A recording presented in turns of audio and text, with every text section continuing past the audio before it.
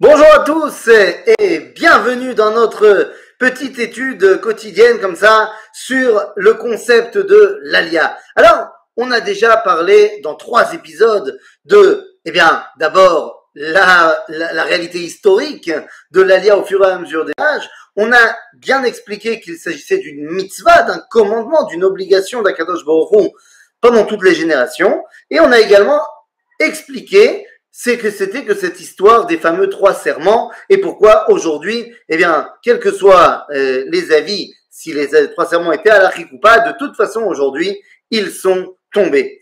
Donc aujourd'hui, je voudrais m'intéresser à une question très importante. Ok, on a compris que c'était une mitzvah, mais faut-il monter à tout prix? En fait, dans cette question se cache une autre question. Mais enfin, regardez la situation en Israël. N'y a-t-il pas un risque de se déjudaïser si on vient en Israël? La situation à Tel Aviv est extrêmement préoccupante comparée à celle de ma petite communauté à Paris, à New York, à Montréal et ailleurs.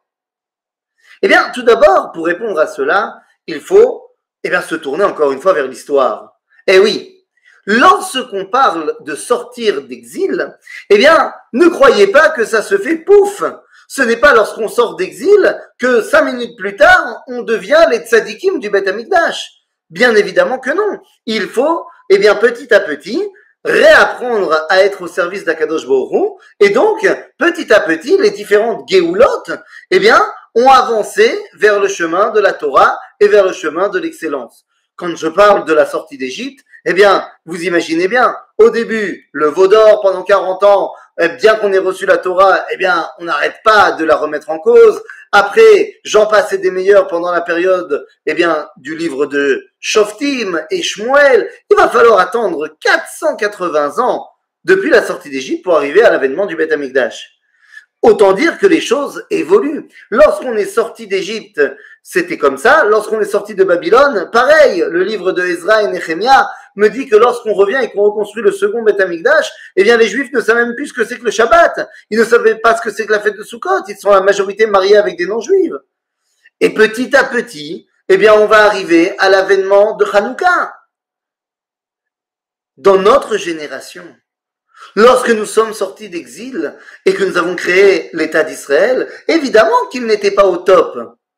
Mais aujourd'hui, on peut voir tout d'abord que, presque 75 ans après la création de l'État d'Israël, non seulement il y a une quantité extraordinaire de Torah dans le pays, non seulement le pays, participe à cette grandeur de Torah en donnant la possibilité d'étudier. La société israélienne évolue dans le bon sens, même s'il y a de temps en temps des rechutes. On voit qu'il y a au sein de la population une volonté de revenir vers la Torah qui ne fait que grandir. En d'autres termes, il est évident que l'attachement à Kadosh Baruch Hu va de plus en plus dans le bon sens.